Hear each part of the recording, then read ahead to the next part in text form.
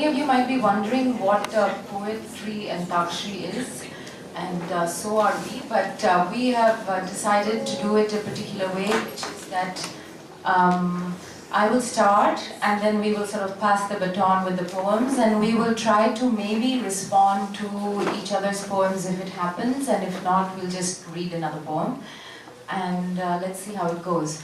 So I'm going to begin, seeing that this is a largely female audience. I would like to begin with a poem about male objectification. No man was actually harmed in the making of this poem, but it's a poem actually about falling in love when you're a teenager, for those of you who can remember. I see a lot of young people here. And what it means to fall in love with someone you've never met, and how it can be that even if that person dies of pancreatic cancer later, you can still have this very pure 14-year-old love. So you don't need a PhD in Patrick Swayze studies to follow my poem, but if you have watched Dirty Dancing, it will help. Okay? This is called Ode to Patrick Swayze. At 14, I wanted to devour you. The twang, the strut, the perfect proletarian butt in the black pants of you. I wanted a man like you to sashay into town and teach me how to be an aeroplane in water. I didn't want to be a baby. I wanted to be your baby. I wanted revenge. I wanted to sue my breasts for not living up to potential. I wanted Jennifer Grey to meet with an unfortunate end and not have a love affair with a ghost. At 14, I believed you'd given birth to the word preternatural.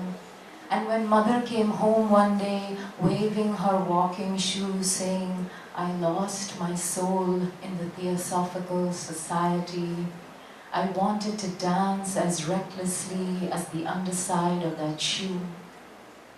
I wanted to be a pebble in the soft heel of you, to horse whisper and live on a ranch in Texas and love my blonde wife forever and have creases around my eyes and experience at least one goddamn summer where I could be like the wind, sexy and untrammeled and dirty. And it was only after I found my own Johnny and got rid of him. Only yesterday, after rescuing a northern shoveler from crows on the beach, its broken wings squished against the crockery of my ribs. Only after setting him down at the edge of a canal where he sank into the long, patient task of dying, did I realize that what I wanted most was to be held by someone determined to save me, someone against whom I could press my unflourishing chest, who would offer me not just the time of my life, but who'd tear out reams of his yellowing pancreas and say, here, baby, eat.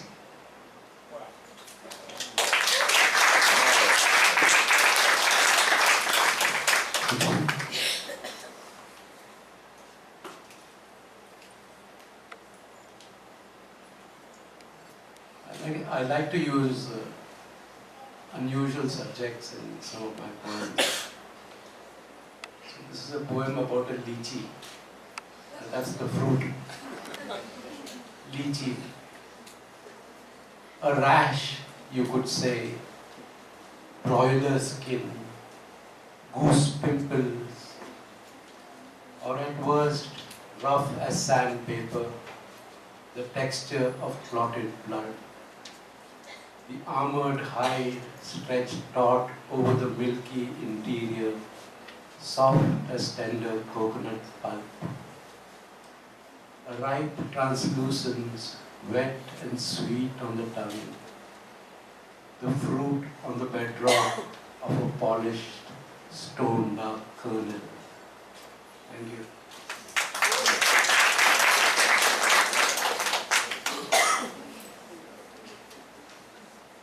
My first poem is one which I had recently written in memoriam for Eunice D'Souza, and we had a very lovely session in the morning, which unfortunately I missed because of the traffic outside. I should also say that when my book of poems was published, Eunice probably gave me absolutely the most magnificent review that any poet could get. Some of those words I have shamelessly stolen in this poem. The name of the poem is Last Day in a Lived-In House for Eunice D'Souza. Street dogs carped, ticked off in Konkani by twice-born parrots who learn profanity as catechism, picking at the brains of the mistress of the house. She calls back her strays like verses, but keeps the riffraff on a tight leash, like time, calling them to account when words are scarce as now. And yet, there is always space for one more book on the poetry shelf. It's the saggy, baggy sagas that man spread the most. Remorse and regrets are fools not to be suffered gladly. A pickled wit is all, enough for the last day in a lived-in house.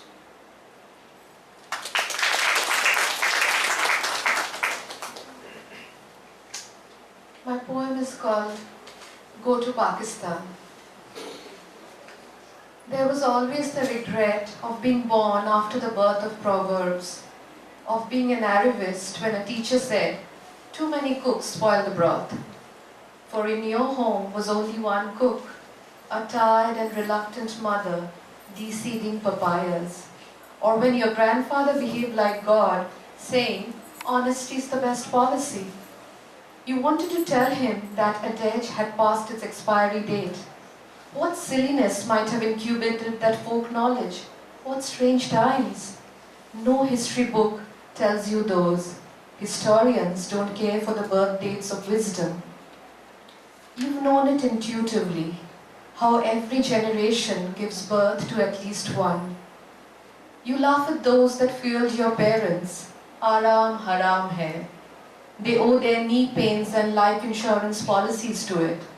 You laugh at your uncle, who was nearly killed by Indira Hatao Desh Bachao. One day, you suddenly notice how aphorisms are always by the anonymous, and you immediately turn into an adult. You grow anxious, you're a competitor. You want your generation's proverb to be victorious, as if wisdom were a best-selling category.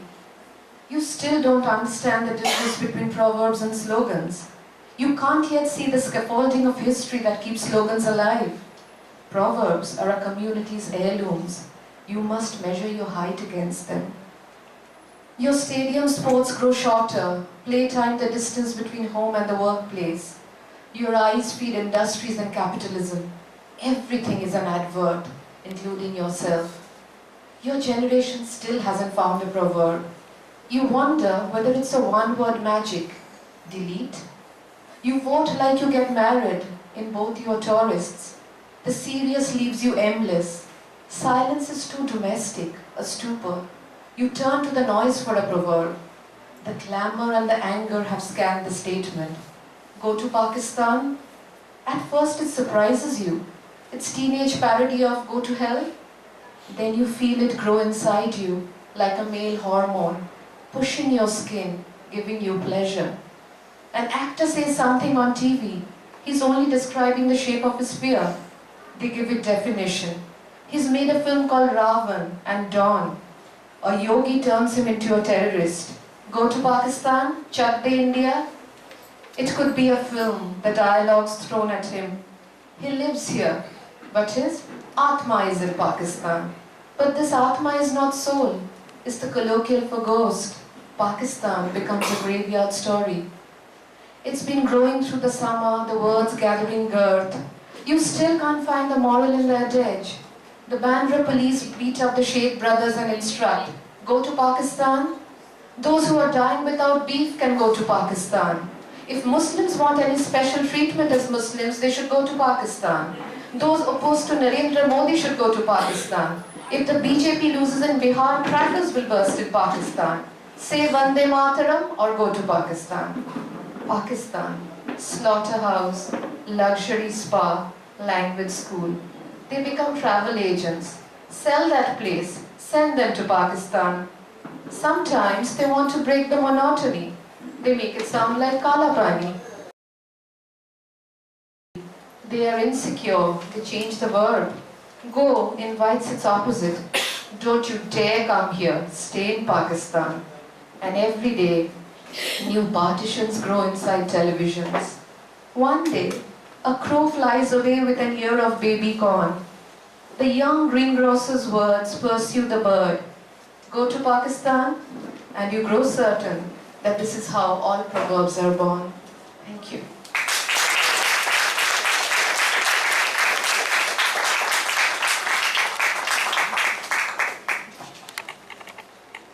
I got 3 marks, but anyway, we'll just keep passing this one around. Oh, okay. So I'll read a short poem which involves a grandparent and a house and some scaffolding, I guess. This is, so in college I was told by one of my professors, no grandmother poems, please. And so this is to spite my professor. And for my Jane grandmother. My grandmother never ate a potato in her life. My grandmother never ate a potato in her life. I can't be sure, but I like the shock of it. The irrationality of not wanting to harm the unseen bacteria underground. The abstinence of tuber. My grandmother, even though I was told never to begin a poem with grandmother, wore big glasses and enjoyed diamonds and cards. She made deer of her fingers and peacocks. As a girl, she wore ribbons in her plaits. I miss her, even though it has been so long since I knew her. I think of her great care towards ants, of the shiny coins she slipped me, of the words I take from her mouth and paste into imaginary notebooks. The TV blares, and my brother reclines like a baby god, watching cartoons, straining his fragile neck. We are in the house alone together, and it is everything I have ever feared. The soft night of Madras, pushing her sweaty chest towards us, saying, see how alone, you and him and her.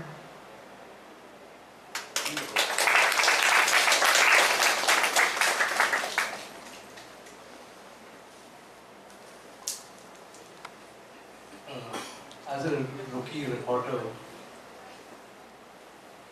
your news editor will first assign you to the police beat. And generally this is how the police inspector on duty will address a press conference. It's called crime beat. Body of unknown person, aged 40 to 50, wheatish complexion, was fished out from watery grave in decomposed condition. As per direction of District Session Court, said body was sent for post-mortem and viscera examined for foul play. Local CID alleged mischief with suspect having nexus with Mumbai underworld. Wanted culprit is absconding in Gulf country with support of notorious Don and accomplice with HQ in Karachi and wanted under section 300 for murder, dacoity and other nefarious activity causing enmity between two communities, plus also under IPC 420 for cheating and issuing forged currency. Warring parties have these many years upped the ante, and pending further inquiry, 6 chapter cases are currently cooling heels in Tihar Central Jail. Police party is presently fanning out in suburbs and city to nab all known culprits and antisocial elements. All criminals will be caught red-handed. Third degree not permitted. No further questions, please, till further notice.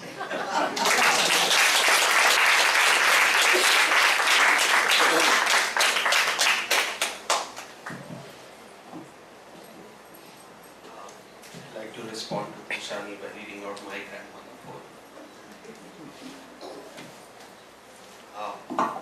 My grandmother died at the age of 105.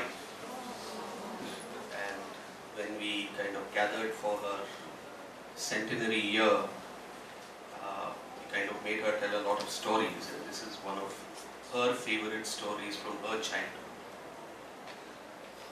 The name of this poem is called Caterwaul. She buried her husband at 81, her sight left at 95, now at 103, her hearing's gone. It takes 2 days to adjust. After a century of propriety, minding a girl's place, dark rooms of menstruating, a wife's tumescence, in-laws' tolerance, becoming a great-great-grand, she is surprised to finally be alone. She grabs a broom with the fervor of an iconoclast and sweeps away all that she dislikes. From the safe vantage of her mind, she reopens a story that drove her awake for 1,001 nights, sweating beside sleeping mother first, then husband. She sees a spotted panther enter her village hut, mistaken for a lamb by her father, who grabs it by the neck just as it licks her face in anticipation of succulence, and frog marches it into the pen to let it loose among the flock.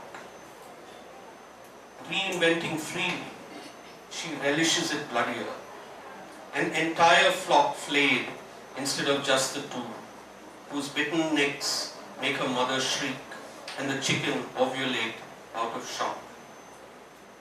Queen of her story, she paints it over and over with lucid strokes, impeded occasionally by sharp pains in her arms, the chills of invigorating juices flowing through her veins, and a desire to urinate just when she's getting to the best part.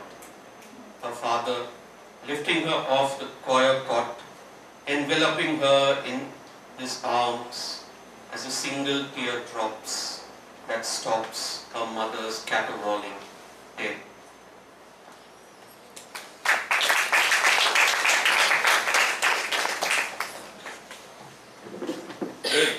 I'll respond to Manohar Shetty's found poem.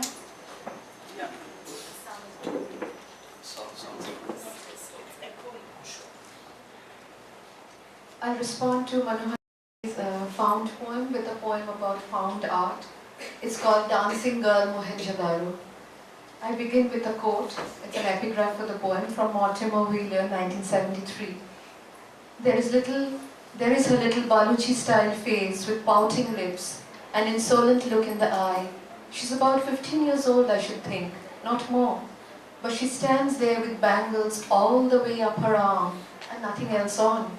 A girl perfectly for the moment, perfectly confident of herself and the world. There's nothing like her, I think, in the world. And the poem begins. To imagine you dance is to cross the highway like a child, not knowing the length from breadth, and then to ask the question, were you woman or child with your hand on that waist? History, like pedophilia, has a way of turning girls into women, for man is like time, impatient for chests to grow monuments. 5,000 years, 50 million textbook stares of your hand on that waist. For me in middle school, history curdling to hormone, you were Harappa. You were the city's interior, granary and the great bath. Was that the male alphabet then, that hand on that waist? Poets have had their muses, Neera, Laura, Matilde and Bonolata. But I was only a student failing exams. And you, history's dancing hall, dancer without feet, a patriot of dance, your hand on that waist? That thinness of limbs, the geometry of bangles, and my teenage lust. The trade and the travel, the marketplace in your shadow, the day's slap, and nudity, a civilization's topsoil, exams, and your hand on that waist? Pendulous lips, that phrase swam in me all night, fish and worm. History, like desire, is all inside. You were its interior decorator besides. Was that desperation or disobedience, your hand on that waist? A damn dancer statue is a cruel irony, motion in freeze, a lie, a siege. Hair in a bun, audacious and fun, questioning John Marshall's, ha, young aboriginal notch girl, with your hand on that waist? You looked, but didn't see. The museum hadn't wooed your eyes. Harappa was a girl with 3 pendants on her neck. We eloped, but could not escape history's racism. His hand on that waist. Thank you.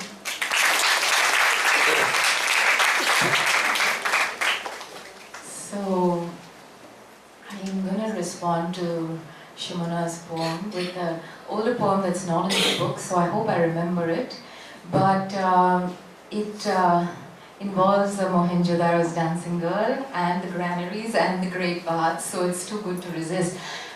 This is a poem I wrote in response to seeing Giacometti's Ode to a Walking Woman.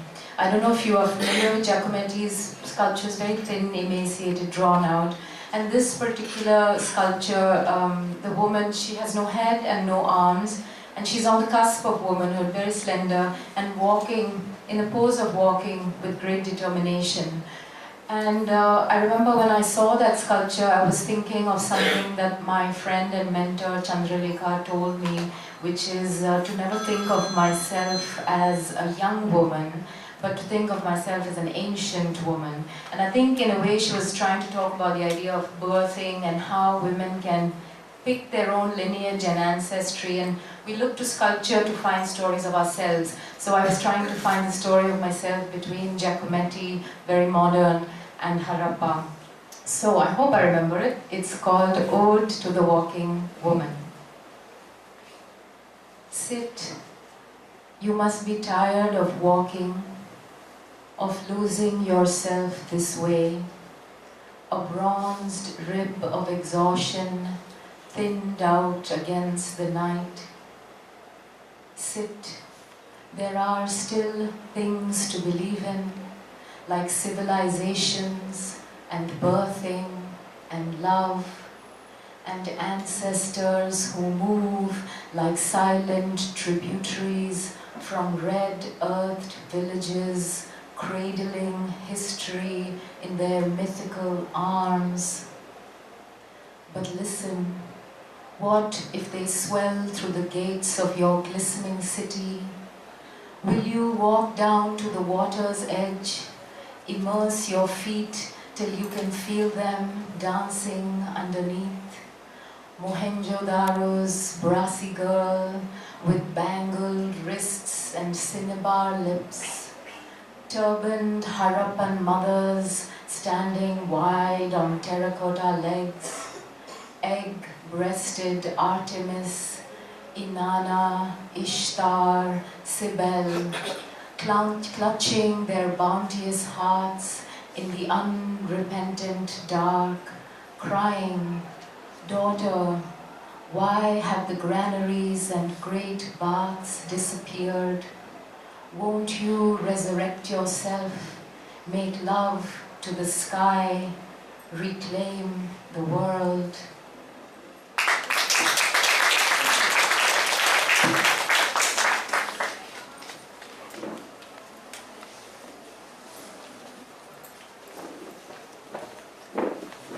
This poem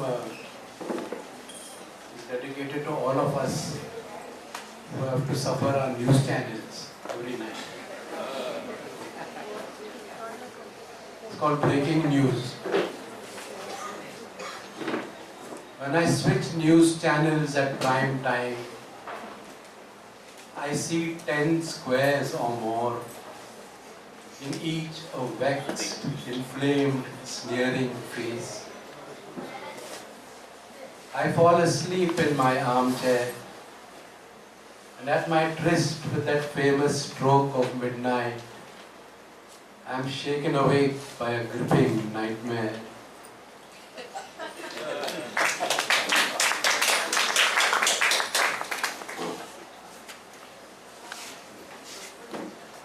I'd like to read a found poem too. If you live in Bombay, one of the things you do very often is commute by train, which offers you a variety of texts on the walls. Many of them offer all sorts of solutions to your life. This is verbatim one of those. And the title of that is the title of this poem. Prayer can change your fate too. Prayer can change your fate too. Have your problems brought you down? Here is some instant relief. An open challenge.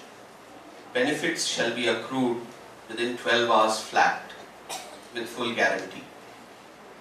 Every desire fulfilled, 100%. JPEG Sai Baba, saffron saturated, right hand in abhaya. Lakshmi slips through fingers, make profit in business, be free of debt, succeed in employment. Has someone fed you something, made you drink something? Is love betrayed? Love marriage, tie the knot with the one you desire. Domestic strife, get the lot out of the divorce. Does that other woman your man has taken rob you of your sleep? Be blessed with a man-child. Alleviate court matters. Find success in films. Cut back on masturbation.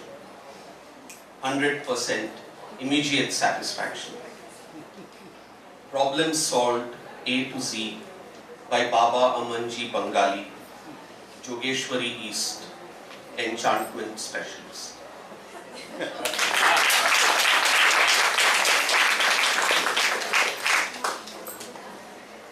I'll respond with a found poem too, nothing as public as Mustansir's. It's called Dhattariki. Dhattariki. That sound, even before my admiration has uncurled. I'm talking, my words like cutlery, making sounds as they hit you. The sound of your happy shyness. Dhattariki. Its syllables like an East European surname. Its provincial lilt and its comedy, condensed into its diminutive, like an annotation. Your dhat is in this thing so rare, a woman describing her man's body. There is no grammar here, no ready-made metaphor. The perfection of your form, the disorder in my glands, skin the color of late dawn, shoulder blades as robust as eagerness. This encounter with beauty at eye level, this intimacy with form. Form? My words don't form. They forget to grow up. They honk. Looking at your beauty, one becomes aware of its inequality. I want to say something more, but you stopped me. That tariki?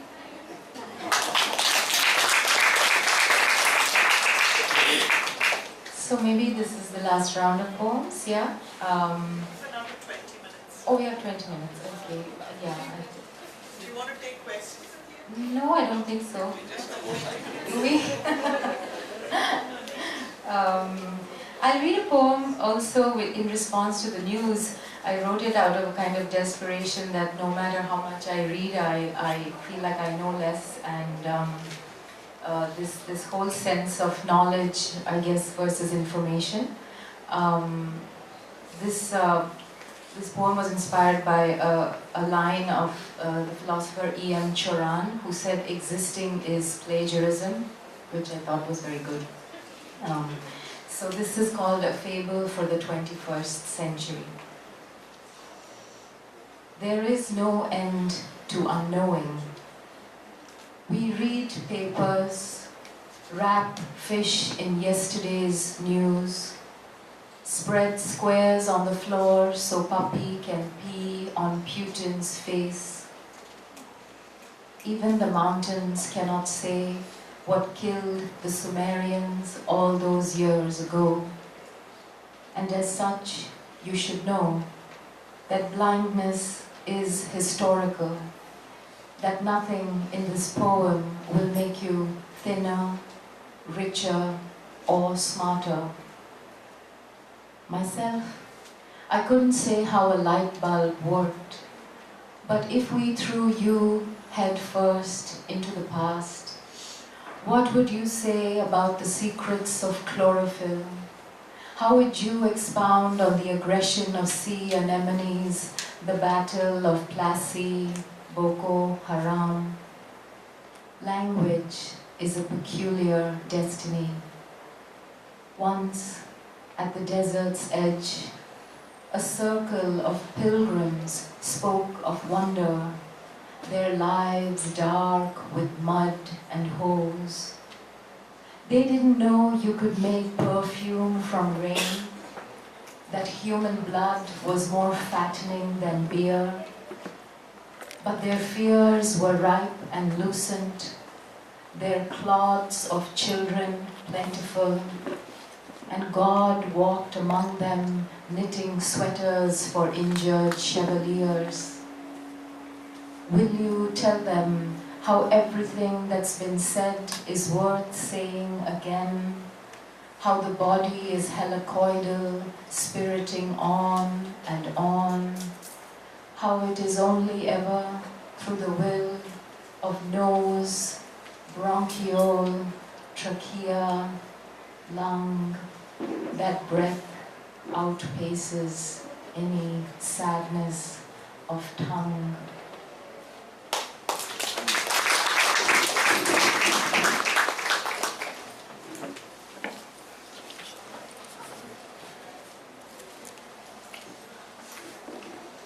This is a poem about ostentatious weddings. Wedding vows. The guests are walking billboards for diamond merchants and a bullish bullion market. The banquet lawns sizzle with a spread marinated overnight, now grilled on oozing spits. It's hard to distinguish between guest and couple, all dressed in scaly silks and gold spun into thread. There's enough raw rice on stage to plant an acre. The stars cloud over, but the astrologer knows better. Piped music and flowing cocktails promise this moment of holy union will not flounder on the rocks. Rows of limousines garlanded. There's no place here for a glass slipper and a horse-drawn carriage.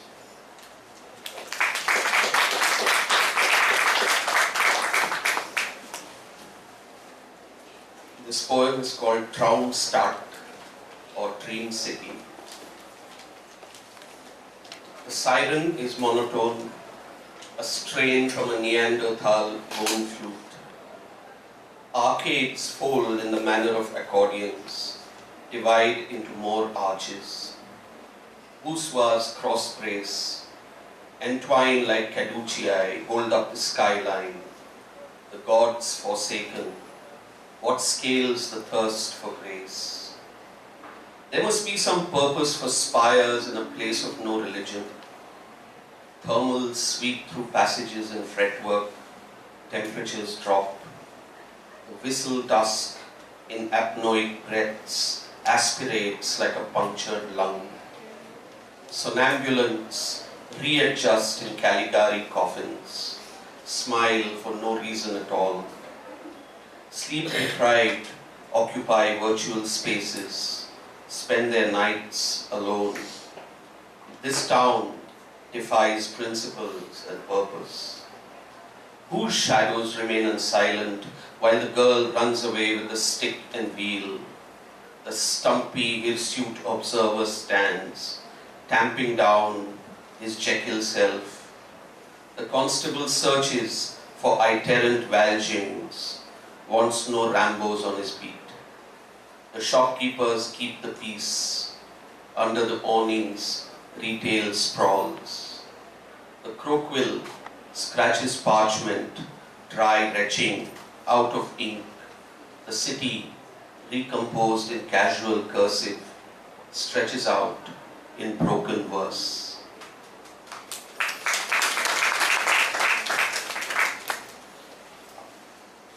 This poem is called I Want to Be a Tree, My Lifelong Ambition. The poem isn't called that, it's called I Want to Be a Tree. I want to be a tree. I know that this desire lives outside the curriculum. Irrationality is man's favorite home. One man's love is another's superstition. I am the tree that wears passion's baggy clothes. My hair soaks fear. My leaves the planet's poison air. There is memory, always half-eaten, and there is sleep, inevitably rural. There's also sunlight, always a neighbor. It's summer, and so the road's deathless fever. I want to be a tree as naturally branched as the body's posture and sleep. To woo birds, they avoid men and motion to sit on trees. I'm leaning against a statue of sunlight. The wind affects us unequally. I wonder why tree branches do not behave like curtains in the wind, or why we fail to hear creepers knocking at the door. I want to be a tree. The wind escaped being written, the fire's autograph, the shriveled sunlight on trees. Seasons arrive like prompters in a play. The trees perform without the need to pluck claps. I am an extra filling out the frame. Change, cycles, the spiky heads of moss, the menstrual stillness and the piracy of affection. I want to be a tree. Air a doll between my leaves. Prayer as inconsequential as mimicry. Only blood needs religion, and so there is none among plants. Only love as accommodative as a paragraph. Love needn't be reciprocal. How else can we love the dead? The earth loses ownership of dead trees. I imagine my funeral sometimes. You, for whom the guitar is an integer of sadness. You, who thought I was invincible like crushed paper, saying, my world has lost its chlorophyll. Thank you.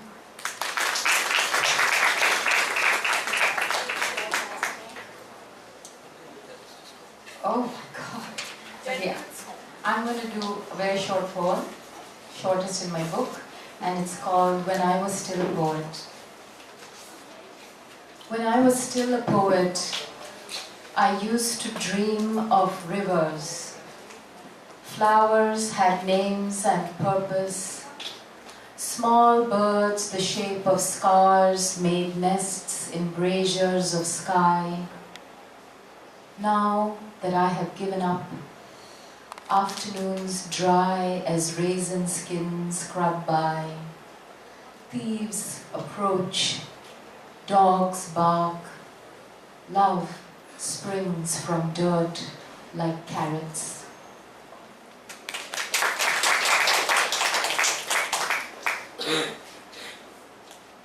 I'll also read a poem about poems. This one is called Coins. I've given up trying to sell my poems, like those shares just before the closing bell, or that chunk of barren land left by my grandparents, or that fruit before it falls into the neighbor's garden, or that hive sticky with honey buzzing in the tamarind tree. There's no market for such produce as poems, though sometimes they yield a pittance, like those coins dropped into the tin plate of a passing mendicant.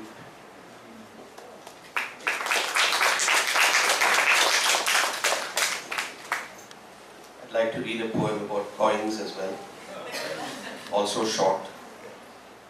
This is called Coins, Watches and Teeth.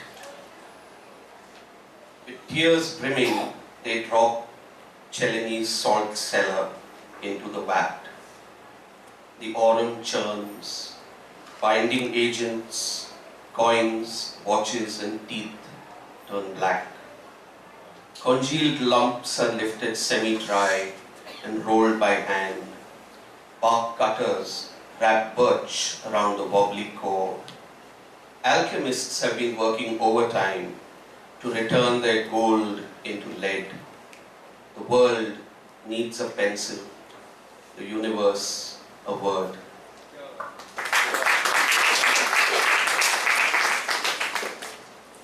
This poem is called Adult.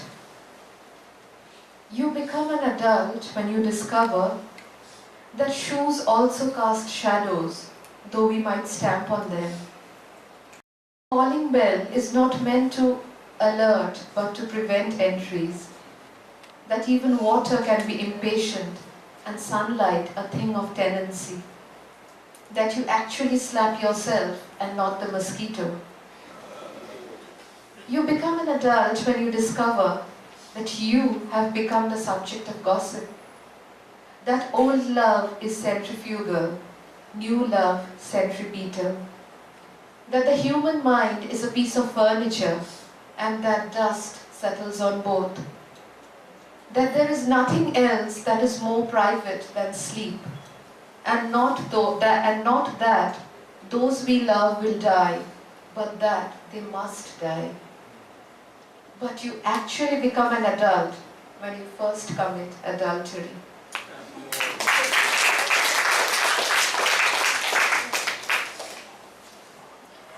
Rain at 3. Rain at 3 splits the bed in half, cracks at windows like horsemen blistering through a century of hibernation. The washings on the line, there are pillows in the grass. All the weeds we pulled up yesterday lie in clotted heaps, dying slowly. We sleep with pumised wooden bodies, mud-caked, mud-brown, listening to the fan whir, sea heave of our muscled Tamil Nadu nights. We turn inwards, announce how patiently we have waited for this uprooting. Now that damaged petals of hibiscus drown the terrace stones, we must kneel together and gather. This is how desire works, splintering first, then joining.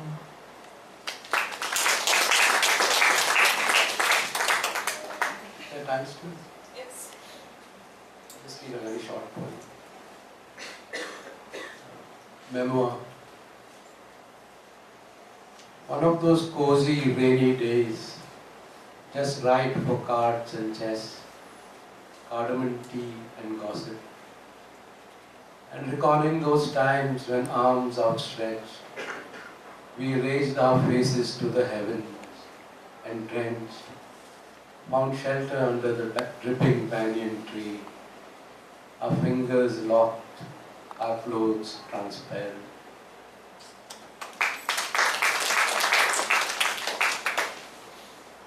I'd like to read a Villanelle. It's called If We Should Cease to Correspond. Must I return your trouble of flowers, whisk away your familiar shawl, if we should cease to correspond? There would be little left to see beyond, I'd only watch time as a thrall. Must I return your trouble of flowers? My bold nib would wither to a farce, blue tracery veins slow to a crawl, if we should cease to correspond. Nothing stirs, nor will you respond. How could you then see this child at all? Must I return your trouble of flowers? Push dead ink behind all the jars, bleed unreal impulses in the hall, if we should cease to correspond. These hedgerow senses on which I fawned still spread their bouquet despite your wall. Must I return your trouble of flowers, if we should cease to correspond?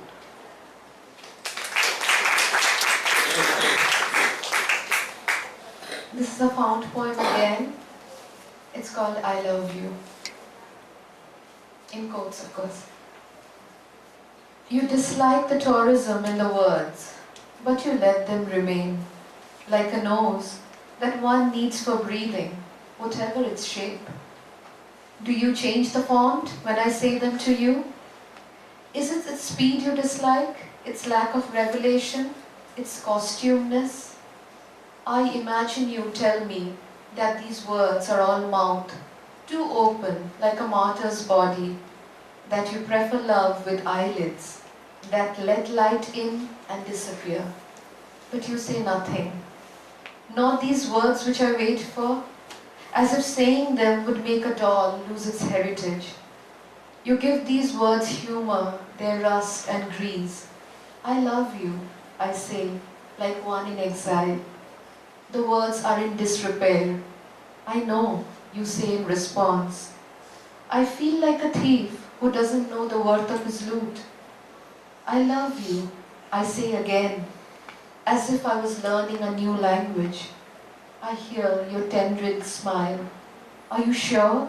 You say teasing. And the three words turn into news, a weather report. Thank you. We have another 3 minutes. If you have poems to read, we'd be happy to listen.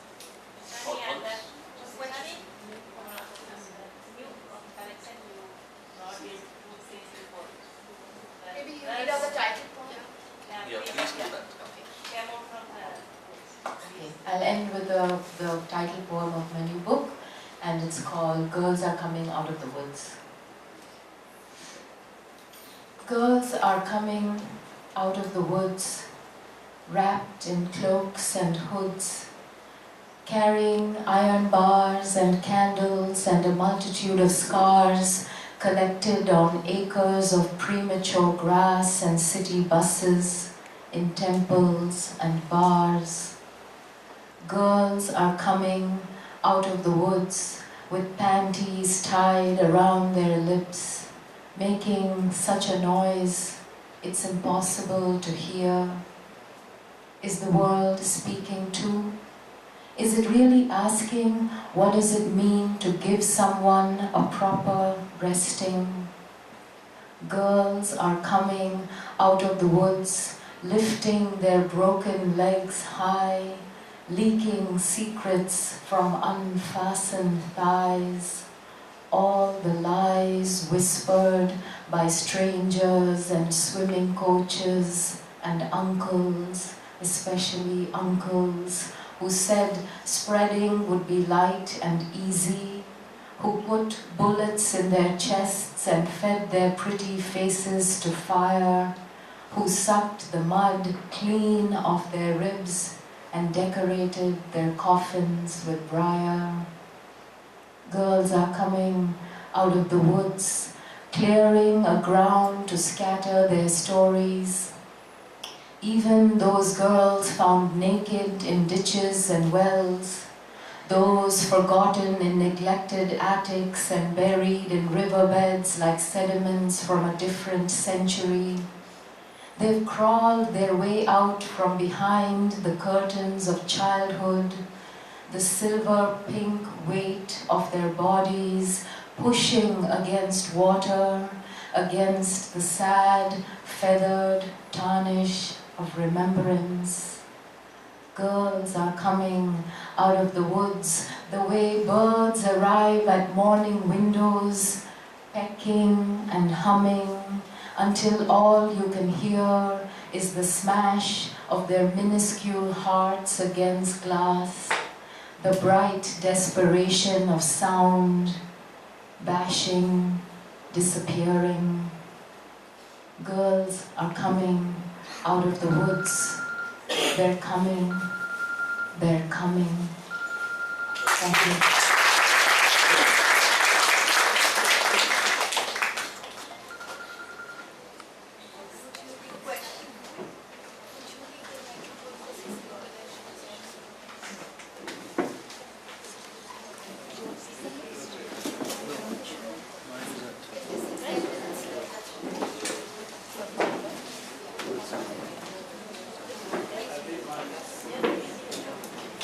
Can we just wait for him to finish, please?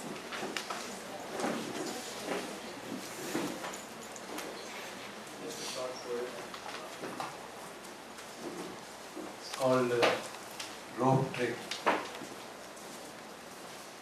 I have yet to come across an Indian wagging his head sideways in assent, or a yogi on a bed of nails or levitating, or a guru who has broken the cycle of birth and rebirth and takes you heavenward with him for good, or rolling black eyes,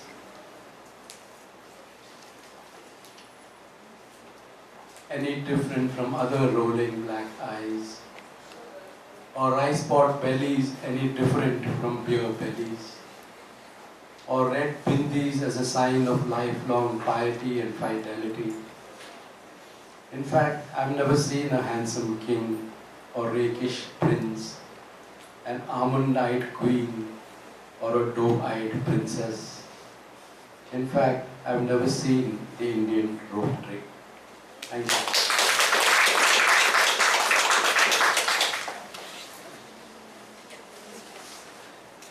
Thank you, everyone.